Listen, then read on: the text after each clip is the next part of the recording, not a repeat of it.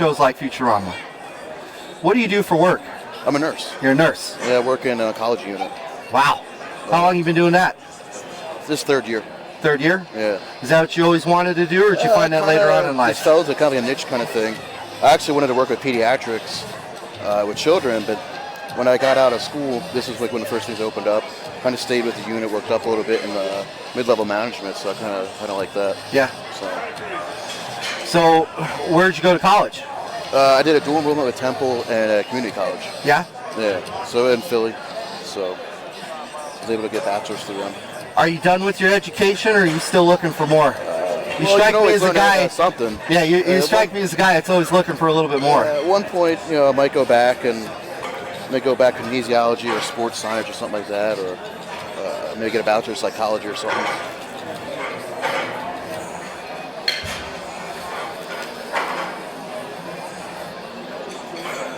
This way people can see how ugly you are up close. Uh-oh. Oh, that was smooth.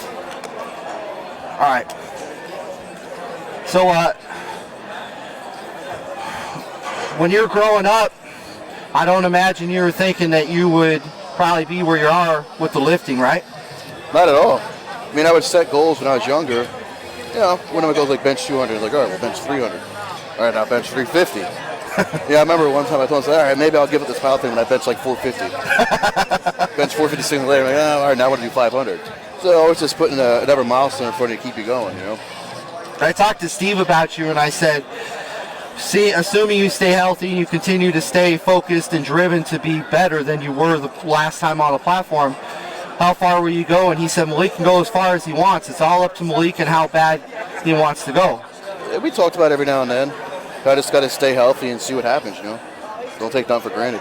Do you get banged up? I mean, do you find yourself in an 8-week training cycle with a jacked up elbow or a hip or a shoulder or a pec? Not too often, because I don't really train balls out all the time. So I'll do a lot of rehab for like 6 or 8 weeks at a time to build up conditioning for heavier lifting. Then I'll just slowly start stepping up, back off when I need to, and then work back up. Like I'll do maybe like a pre-peak, and then like a full peak for a competition as I go. So nothing I'm really doing in gym is something I shouldn't be doing. Now, what about your heart? Do you do any sort of cardio for your heart? Do you worry about your heart? I'm just saying it because you're not a tall guy, and I don't mean to be mean and say you're short, but you're thick. I do walking. I like to hike. You like to hike? Not around competitions though. Stuff like that. Will you do that in your off season? So when you're away from trying to stay healthy. I'm not really trained heavy. I'll be outside a lot. Yeah. So maybe walking around, sightseeing, stuff like that. Yeah. So. Because you're a nurse. You know how important your cardiovascular is. Being a little heavier, it has taken a hit. But I didn't realize that till the last couple weeks. Maybe I should keep up on this a little bit better. You compete typically at 181 or 198. What's a good training body weight for you? 210. 181's around 193 to 195. I trained up at this between 198 and like 204. So, it was enough to notice the difference. Do you feel anything like from 205 up? Does that really put a strain on your body? I don't think I'd want to weigh over 205. Not right now. Not the way. I'm carrying it well, but I know that it's for what I'm doing right now. That's enough. Yeah. So. Now after this meet, are you gonna go back down, or are you gonna what's going forward Let's for see you? How tomorrow goes. Yeah. Yeah. So it made things a lot easier with travel or everything staying up. So let's see what the future brings. Yeah. You said your next meet is the boss of the bosses meet? Correct. I talked to Steve about this. I think that the money thing is really starting to drive competition again. Mm-hmm. And you and I talked about it earlier this morning before the meet got started. It drives you. You're like, man, if I can go out to California and I can make X amount of dollars, why not? Yeah, why not? Go out there, see what you can do. It's going to bring better competition, which makes everybody better, not just one weight class. Right. All across the board, because you're doing it by formula. You're all trying to see what everybody's doing, So now, I think it's a good thing. Do you think that if you go into a meet and you just focus on your lifting, that you'll do the best you can do, or do you go into a meet thinking, who's in my weight class, who I'm competing against? Does that motivate you more and make you pay more attention than when you don't? I just focus on making the best 9 lifts. Yeah. That's it. Just take them each at a time, check them off like you're checking them off on a chalkboard, and see where you end up at. So after the bosses, will you take the rest of the year off, the fall, to kind of just take things easy a bit? Now, I don't mean take it off like really decrease and deload your training, but will you back your mindset off of being a killer? What I'm probably going to do is just reevaluate the whole year, what I've done to that point, and kind of see if I could maybe throw another meet in. It may not have to be full power. Maybe tinker with some training protocol. Kind of take what's there and see if I can make it better. So just kind of see what happens. How do you like refereeing and spotting and loading? Has that kind of opened up your eyes a little bit more? It's funny. I was talking to Steve about that a couple weeks ago. Is that when you start doing this stuff, you actually see what it takes to run a meet. So you kind of appreciate when you do lift the work that actually goes into making a quality production. So I think it's something everybody should want to do, is at least, don't have to be a national ref, just do a state referee test or help at a meet spot and load, because you kind of see the other side of it. And I think it puts a lot of things in perspective of exactly what makes powerlifting powerlifting, right? Because eventually someone's going to keep it going, Right. Yeah, I mean, we all got to put in to continue to make the thing work. Like today, for example, all these referees are running around like crazy. They're all over the place. Oh, definitely. And it seems like everybody has a role, and if everybody does their role good, you have a quality meet. So they're putting people in the right spots. Yeah. Now, tonight, are you going to try to, obviously you feel hydrated now, but are you going to try to eat a light meal, or? I'll probably have a salad, some chicken breasts. Nothing out of the norm? Nothing really out of normal what I eat. I mean, I pretty much eat clean all year round. It's just a matter of portion size. Right.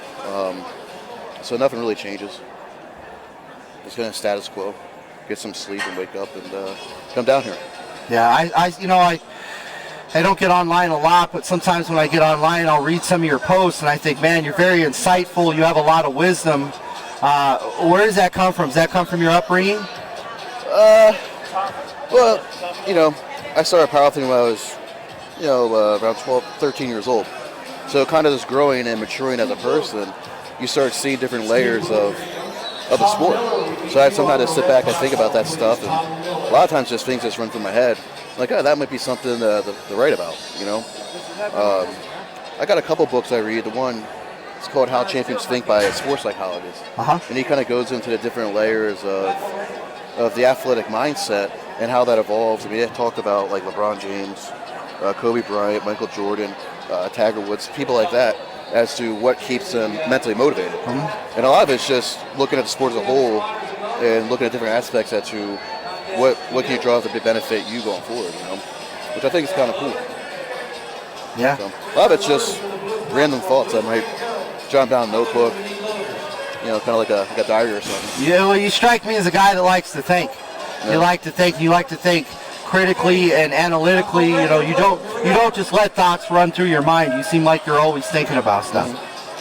That's a good way to be. It's great to exercise your mind, right? It's not all about just lifting weights. Yeah. Well, it's got to be more than just lifting weights. It has to be. You want me to go? You want to jump in? What do you want me? I appreciate you talking. I think it's good. I respect you. I admire what you're doing. I think you're a great person. I'm really thankful you're giving back to the sport, and I like that people are getting to know you. I think it's good. It's good for you. I know Steve and I have talked about it too, like getting you out a little bit more to kind of unwind, because you're such a critical thinker. It's a good thing. Yeah. Well, I unwind sometimes. It's when I'm away from powerlifting.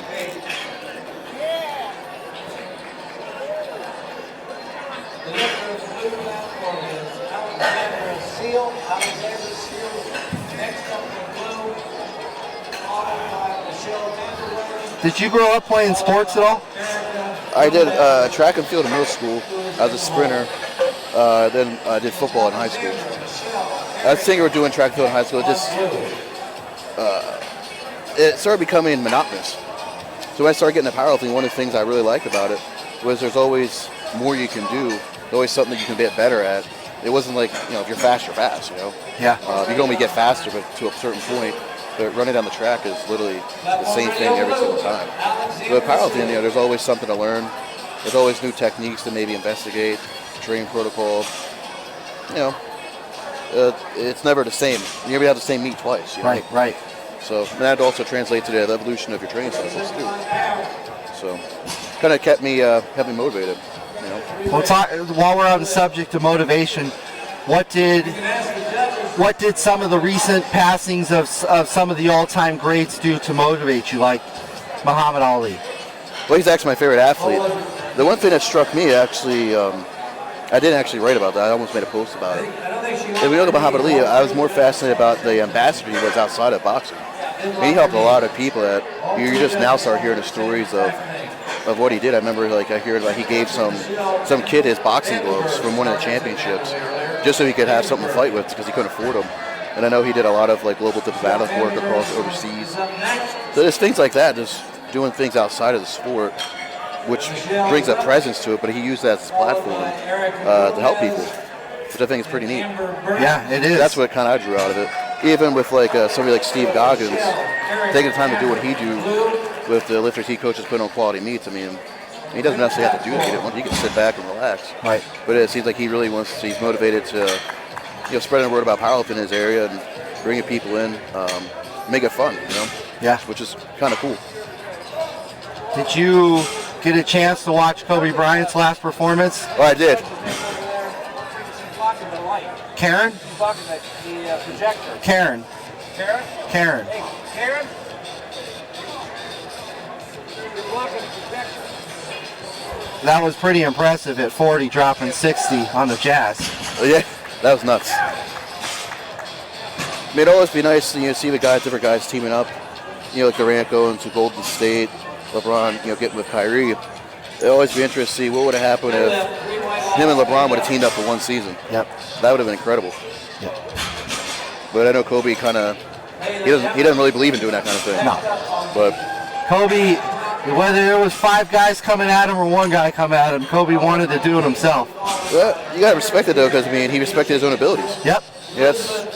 Look at that. LeBron's more, I think, a facilitator, where he wants to get everybody involved, which it's a different perspective. But as I was telling, I forget, it might have been Steve.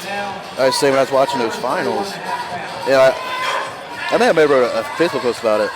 There's one thing about LeBron, you could tell he kind of was playing lackadaisical, but he refused to take the first couple of games of the series over, and that's why their team kind of fell behind. But I think at some point, great athletes gotta make a presence to basically inspire the people around them that want to be better. And when he did that, it seems like the Cavs kind of took over. And that's one thing I think when you look at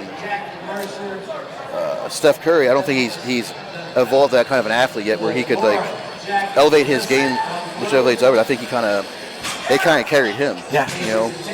And you kind of tell a little bit. Well, Steve and I talked about it as well when he came over. We talked about how the sacrifice of greatness, you have to make some sacrifices in your life depending on what you're doing in your life. I'm sure you going to nursing school, you had to make some sacrifices. It's for time, your career. Money, you got a budget for it.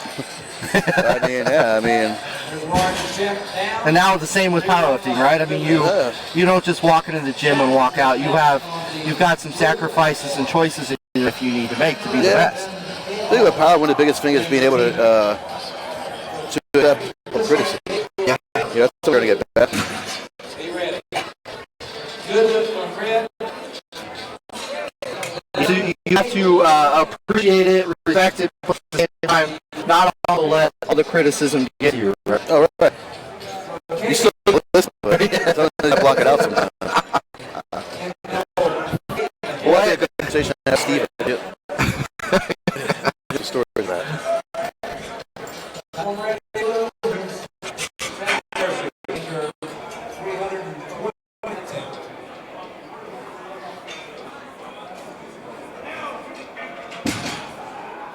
Good lift on the red platform.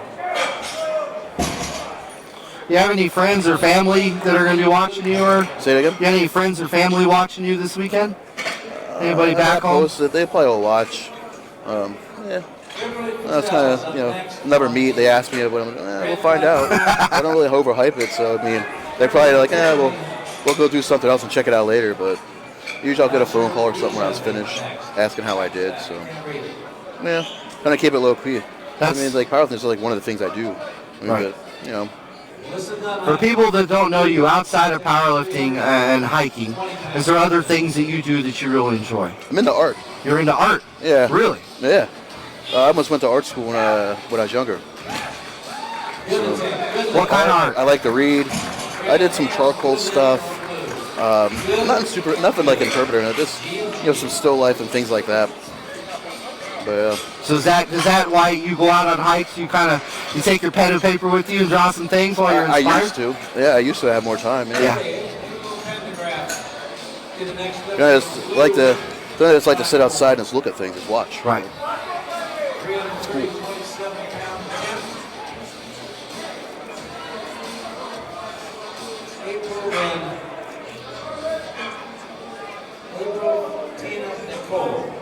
April, Tina, Nicole on blue.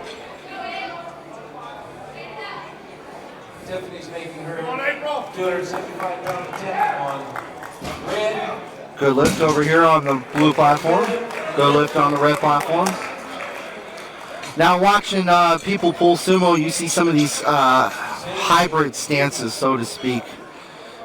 Did you start off pulling sumo or did you start off pulling conventional? When I started as a conventional puller, but I would train sumo to hip check my adductors. So I mean, I would just swip off every other week. But when I started competing with sumo when I was younger, kind of didn't like the way it felt. Went back to traditional. Now I'm back to sumo raw, basically because my leverage changed. But I think, naturally everybody should be able to get enough mobility to open their hips up. But that's something. Look, I'm helping athletes, so that's something that might be like a yearly process. Or it may never be completely perfect. You just got to keep on working at it, and slowly getting stronger with an opened up stance. But it takes a bit of time because you got to almost retrain your whole body how to move. Which can be a good thing because you're recruiting new muscles to get involved and letting muscles that might have been fatigued kind of take a break. Limit the axial loading on the spine and put it back on the hips. Valerie, I think it is. Angela. I'm reading that correctly here. Nicole, you're up. Platform ready. Can you talk to me about sponsorships? For people that don't know, you're sponsored. What does that mean? I'm sponsored for Iron Rebel. Really, it's sponsorship. I think it's like anything else, relationship based. You got a job to maintain a reputable rapport with them, to endorse what their image of the company is, but they also have to recognize what your image is as an athlete as well. It kind of has to go hand in hand. And if that doesn't happen, it may not be the most fruitful thing. Was that something that fell into your lap, or when you got started, you said, man, I can't afford this gear because you were in single ply. Did you reach out to some people and say, hey, can you give me a discount if I can represent your company? Or did the people come to you and say, Maliek, we want to be a part of what you're doing?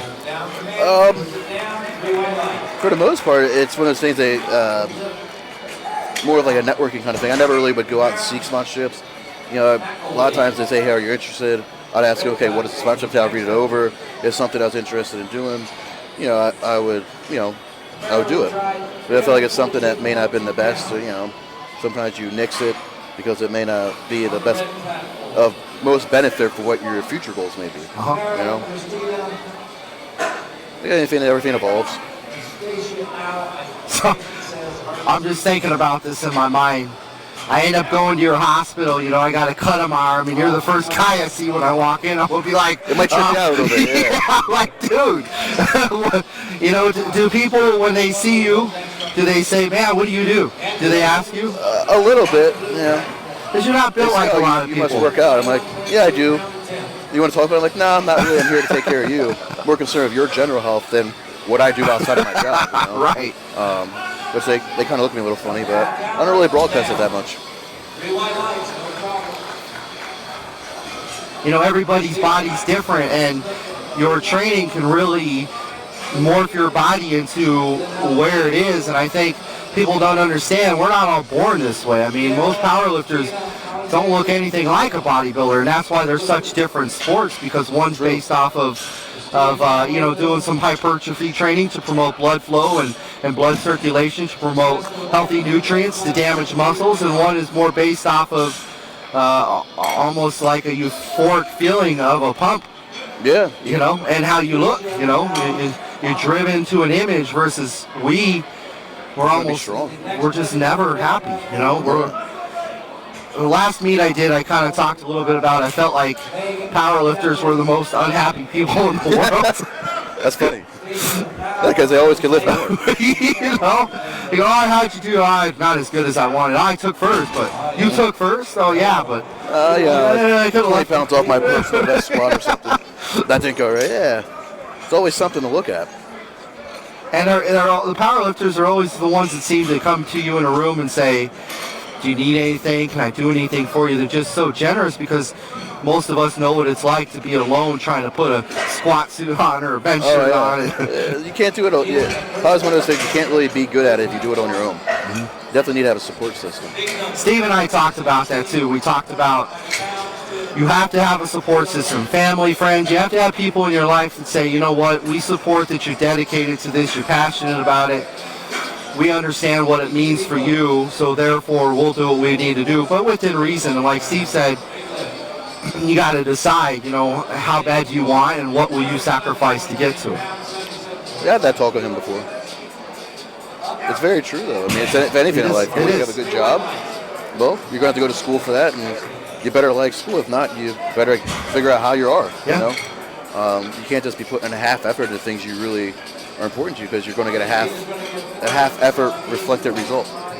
It's one of the things that I respected about growing up in Chicago, looking up to Michael Jordan, was that it seemed like at that young age I was influenced by his work ethic and his demand to always be better. Mm-hmm. And like he said, you know, sometimes people would go to Chicago Stadium and they would see him for the first time, and it may be the only time they ever saw him, but he put on a show for him.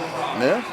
And I think that the top level powerlifters have to, some of them need to recognize, not you, but some of the other guys need to recognize that there are people out there like myself who are in this chair, not because I just want to be, but because I'm not at that level, so I have a certain amount of respect for people on that platform. And there are younger kids that are coming up now into the sport that look up to them and think, man, you know, these guys are just, girls are just so strong. They don't realize that some of it's talent, some of it's technique, a lot of it's hard work and luck too. Yeah. It takes a lot of time to be good at something. Yeah. A lot.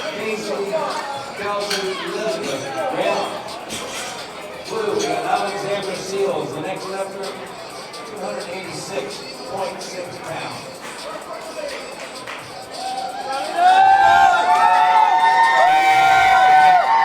Michelle and Erica are the next lifters.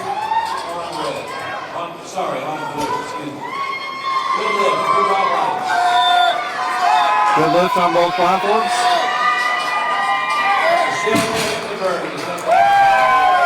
Man, I really appreciate your time. I appreciate your insight and your conversations, and it's always a pleasure talking to you. You know, I respect what you do on the platform, and I admire you for wanting more and for the hard work that you put in. I respect that, but you know, the thing that I like most about you is that you're not one-dimensional. It's not all about powerlifting. It's like almost like powerlifting is just something that comes along that you love to do because you've got time for it, because the other things, you know, didn't take up all your time. Yeah, it's fun.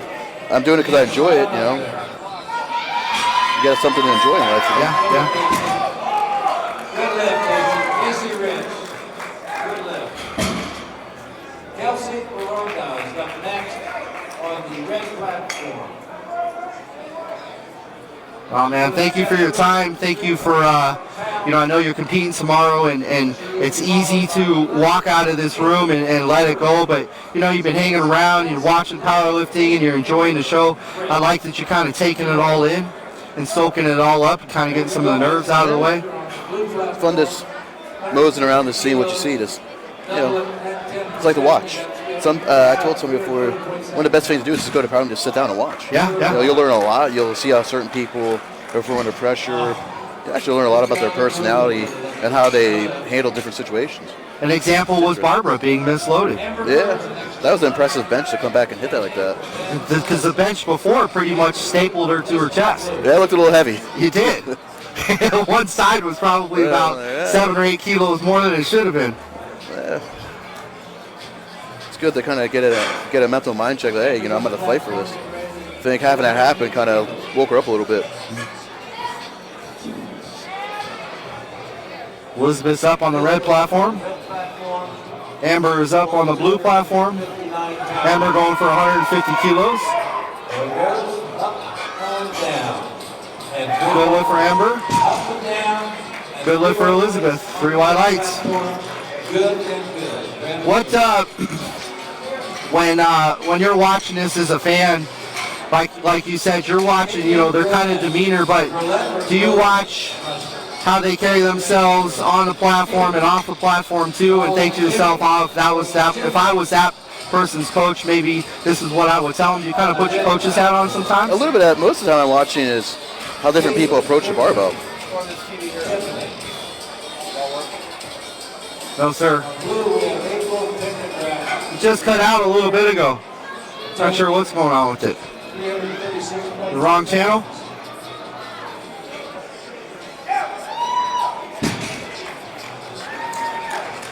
Just to give you an idea, side-by-side, full-size refrigerator, this is about what it weighs. Right there. 336 pounds. 336 pounds on the left platform, on the blue. Refrigerator off the floor. On the right, Kimberly is up on the red. Thank you, sir. Melissa, Lauren, Tina on blue, in that order. Melissa, Lauren, Tina. Kimberly Frizzell on red. Red platform, ready to go. Here's Kimberly. Up, and down. Looked like she had her left hand a little bit farther out, her right hand in. It kind of helicoptered on her at the top a little bit. Yeah, the bar swung on her a little bit. It did. Next lifter on red, 292 pounds. 3 white lights on the blue platform for Lauren. Tiffany's up on the red, 132.5 kilos. 292 pounds for Tiffany Tom. We've had no missed deadlifts so far on this platform. Lauren's going to pull 336. If I were lifting, I'd want to be on the red platform because there's good juju on it. Yeah, a lot of positivity. A lot of positivity. Pull it right up. 3 white lines. When I first started powerlifting, I would never watch other lifters before I lifted in case they missed the lift. I didn't want it getting into my head. Yeah, something that tripped you out a little bit. 292 pounds. But as I've gotten older, I realized that that's just a mindset thing. Oh, there's our first miss. No lift. We'll see how she comes back from that because she didn't get that one off the ground on her second. No. It could have been bad number calling. It could have been she's tired. You find out what you're made of in a competition when you're at your 8th lift, 9th lift. Yeah, see how much gas you got in the tank,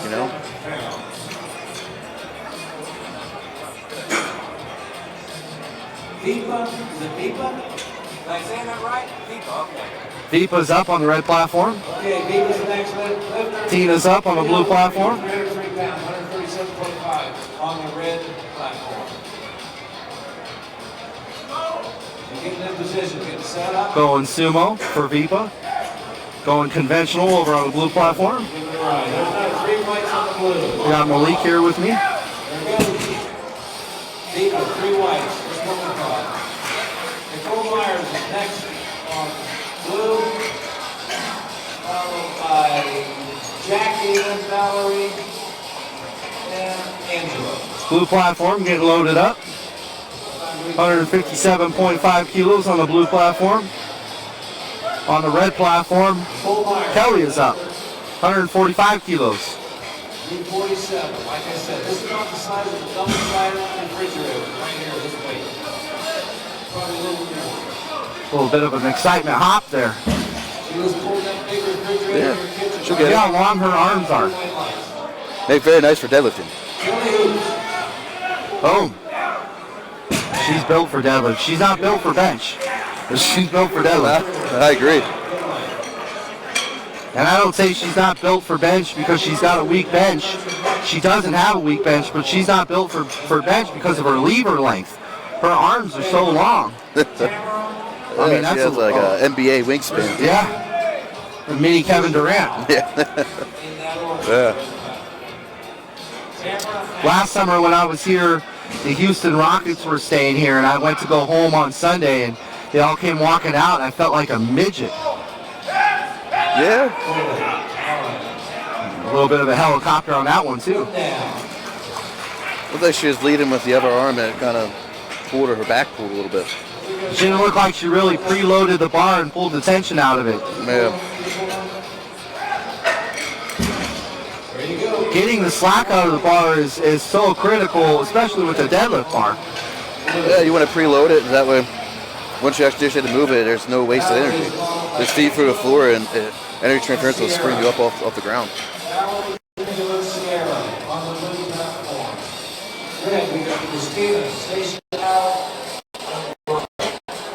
Everything up on the blue platform, 172.5 kilos.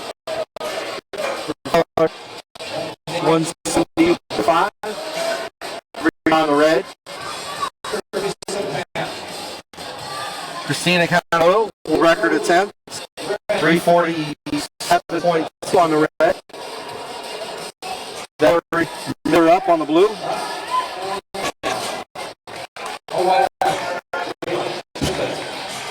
Good lift on the blue. Watching her pull that, she was kind of forward and then she had everything in her to put her shoulder back. I know she has another 5 to 7 kilos now. Just get it up her knees, no matter how long her back is. If she can make a back like that. When you break the deadlift in 2 movements, I think it makes it a lot harder than what it needs to be. Rather get one motion.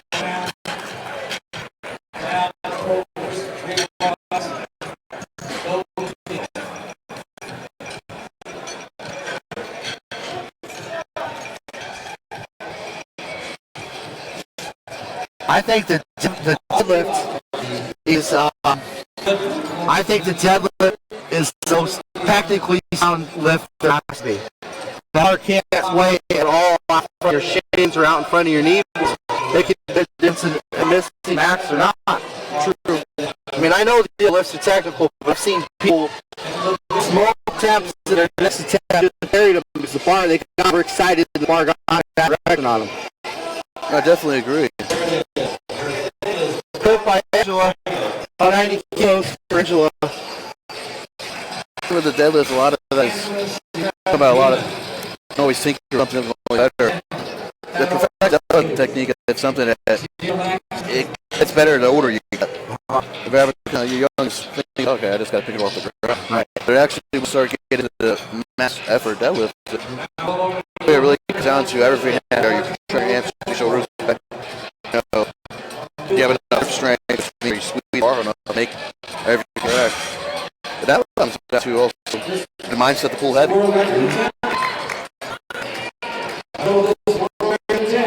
World record attempt on the blue platform.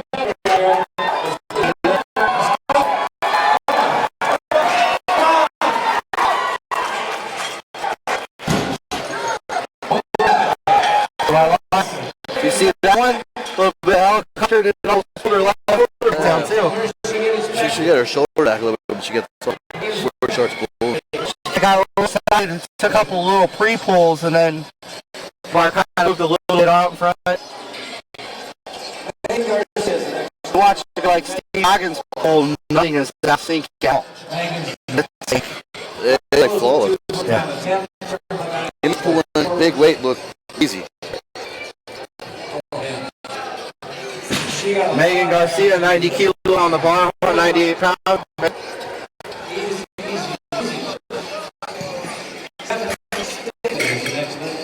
You know, I like Maliek, man. A lot of cool things rhyme with. Like, Maliek the freak. Maliek the freak. I keep going. I keep going and Listening to you. Okay, I'm like, I never tried, but see what you got.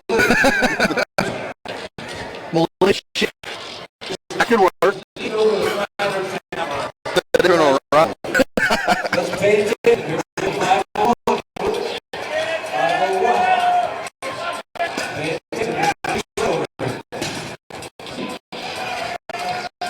My lights on the platform. Stephanie.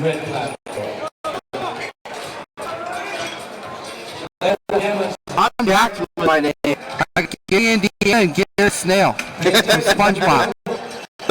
I think this is Gary on Toronto and Thursday. It is. Yes. Yeah. Now I put that in your head. Yeah, think about that. I'll be taking snail pictures.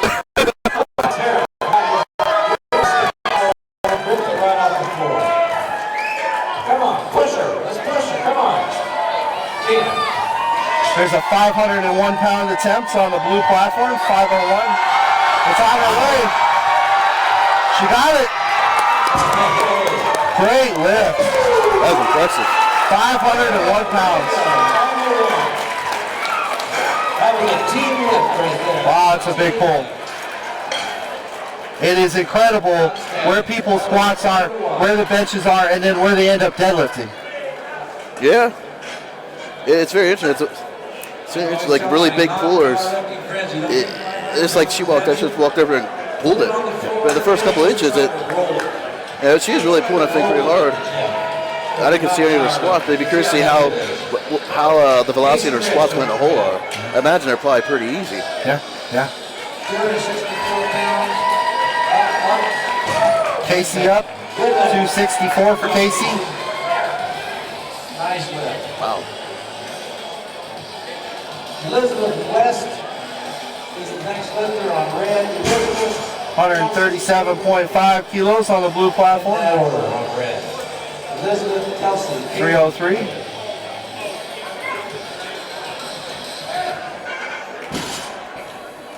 Alexandra, good lift. 3 white lights. Excellent.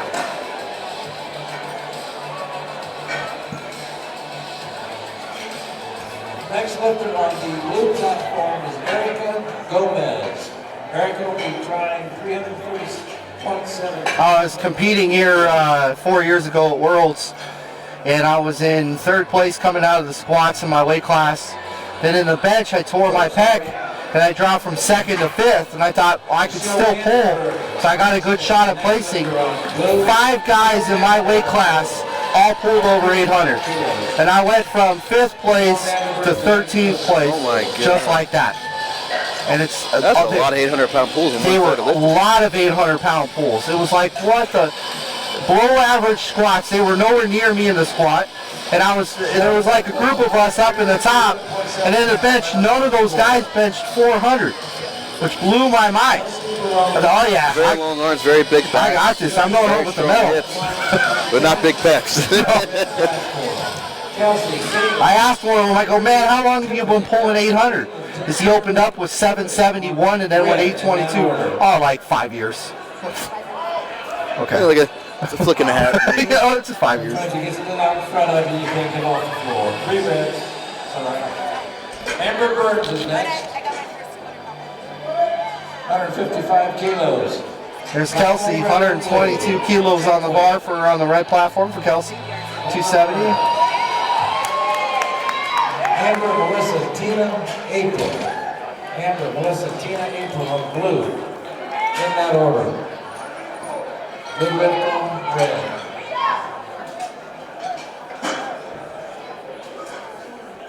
155 kilos on the bar. Blue. There it is. 3 white lights. That's a happy lady right there. Lisa Dunlap will be the next lifter on the blue platform. She'll be trying 347 pounds.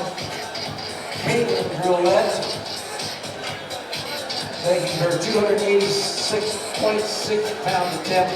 Red platform ready to go for Caitlin. 286 on the bar. Come on. Nope, not there. Too bad.